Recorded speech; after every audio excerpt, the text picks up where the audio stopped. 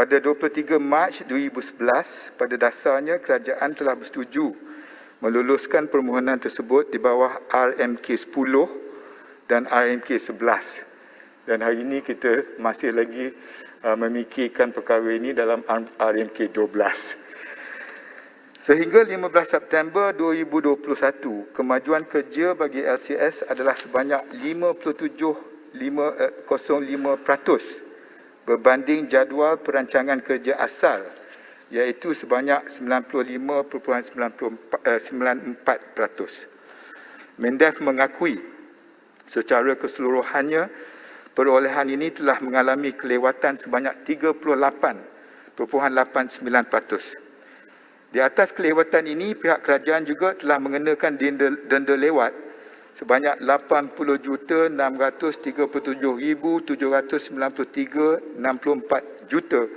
atau euro 4,524,618. Pengurusi, boleh saya celas sedikit ya?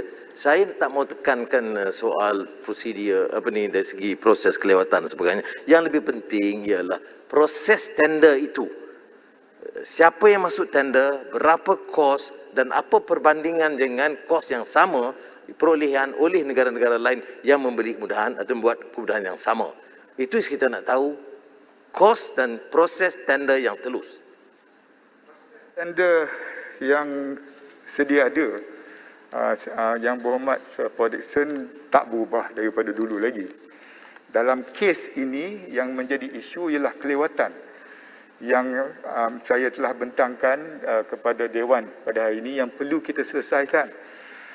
Sejak tahun 2010, Yang Berhormat, benda ini tak selesai. Termasuk semasa... Tak jawab soalan saya, proses tender dipatuhi atau tidak, siapa yang buat bidding dan berapa kosnya. Yang untuk LCS. Dan saya tanya LTS dan beberapa yang lain lah yang saya bangkitkan. Yang saya nak jawab ni berhubung kait dengan LCS. Yes, okay. Jadi saya memperincikan jawapan saya kepada apa yang berlaku kepada literal combat ships kita. Dan ini merupakan sesuatu yang telah diputuskan dalam tahun 2010 lagi. Sejak tahun 2010, Yang Berhormat Kerajaan Perikatan Pakatan Harapan pun berdepan dengan isu yang sama untuk 22 bulan. Dan kalau isunya prosedur dalam meluluskan dan menawarkan projek berkenaan, itu pun perkara yang boleh dibangkitkan masa Yang Berhormat sendiri menerajui kerajaan. Yang penting sekarang, seperti saya sebut kepada Dewan pada hari ini. Saya tak mau nak argue, minta maaf lah, bukan. Tapi sebut 2010 yang putuskan, 2011 diluluskan. Saya nak tanya itu yang spesifik. Nak merewang ke tempat lain siapa? Nak tanya saya boleh buka fail Kementerian Kewangan. Saya tak ingat tapi boleh. Tak ada masalah. Saya tak terlibat. Yang pada masa saya, Menteri Pertahanan masa itu ialah Pekan. Boleh tanya.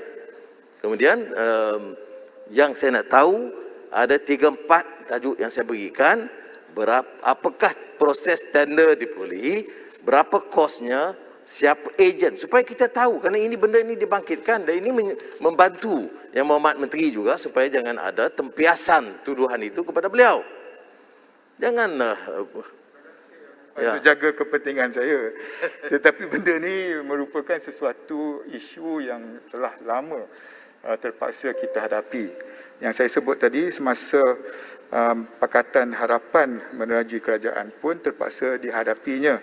Dan Yang Berhormat Kota Raja pada masa dan ketika itu telah pun mengenal pasti masalah-masalah LCS di mana kontraktor gagal siap reka bentuk, kontraktor lewat muktamadkan perolehan sebahagian peralatannya dan paling penting kualiti kerja yang tidak ikut spesifikasi.